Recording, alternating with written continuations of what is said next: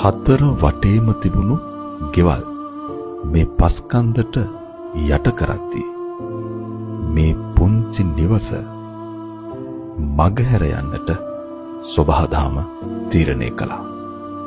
මේ විශ්වයේ හාස්කම් තේරුම් ගත නොහැකි මේ සොබහාදහමේ තීන්දුව හරි පුදුමයි. මේ මහ පොළොව මත මිහිදන්නු අපේම මිනිසුනි, නිබ්බානම් පරමං සුඛං පරම සැපත වූ අමා මහ නිවන් සුව ඔබටත් වේවායයි අප ප්‍රාර්ථනා කරන්නෙමු.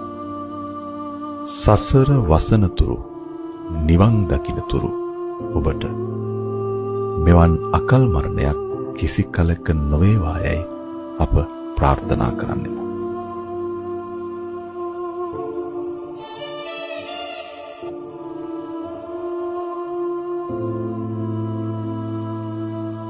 මේ අනපේක්ෂිත ව්‍යසනයෙන් කම්පාවට පත්ව සිටින ගම්වාසීන්. යා මමයි දුවයි තමයි මේ ගෙදර හිටියේ. ඒ උදේ 5:10ට විතර 5:00 විතර තමයි එක ඇසිල්ලයි. ආයෙ මොනවත් කරන්න කාටවත් බෑ වෙලාවක් නෑ අපේ හාමුදුරනේ. ඊට පස්සේ පහවදා උදේ අපේ මේ පන්සලේ හාමුදුරු මෙච්චරක් ඔය එරිලා ඇවිල්ලා අපි වේරගෙන ගමේ අයයි ඇවිල්ලා වේරගෙන ගියා ඉතින්.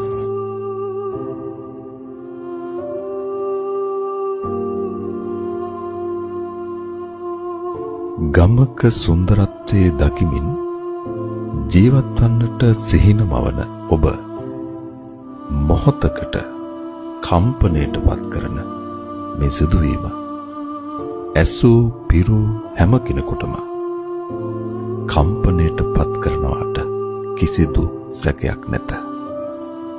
අකාරුණික රුතුරු ජල ධාරාවෝ යහන්ගල පාමුලින් කිලෝමීටර් 5ක් 6ක් දුර ගෙවා දමා පවුල් 15ක 35 දෙනෙකු මේ මිහි මත සදාකාලිකව මිහිදන් කරන්නට තරම් මේ ජල ධාරාව කුරිරු වූවා.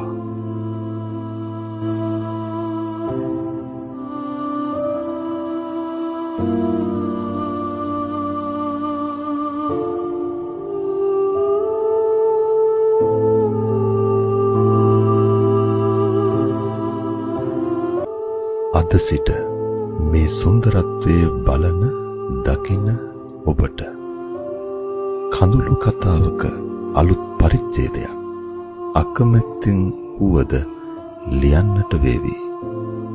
කුසිකර්මාන්තය තම ජීවනෝපාය කරගත් අවිහිංසක ගැමි ජීවන රටාවකට උරුමකම් කියන අව්‍යාජ ගැමි පිරිසක් ජීවත් වූ හෙල්මලු ක්‍රමයට ගොවිතැන් කරපු ඉතාම රමණීය සුන්දරත්වයෙන් අනූන වෙල්ලායක් තමයි මේ ගල් පර්වතයන්ගෙන් පිරුණු පස්කන්දක් බවට පත් වෙලා තියෙන්නේ.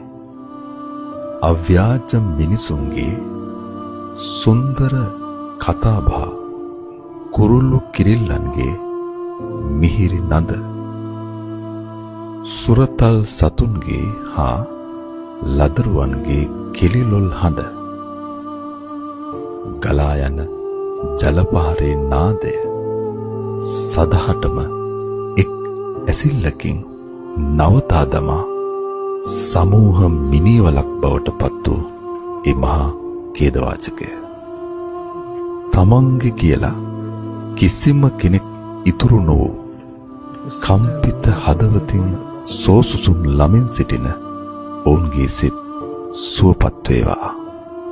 මහනුවර දිස්ත්‍රික්කයේ මිනිපේ ප්‍රාදේශීය ලේකම් කොට්ටාසයට අයත් උඩත්තව නෙළුම්මල ගම්මානයේ කඳුළු කතාවයි මේ.